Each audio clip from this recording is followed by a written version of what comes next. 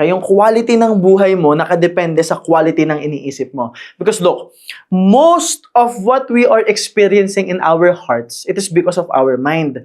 So kaya drawing natin yan, meron tayong mind, heart, and body. Most ng nararamdaman ng puso mo, it's either dahil sa ginagawa mo, o kaya mo siya ginawa dahil naisip mo siya.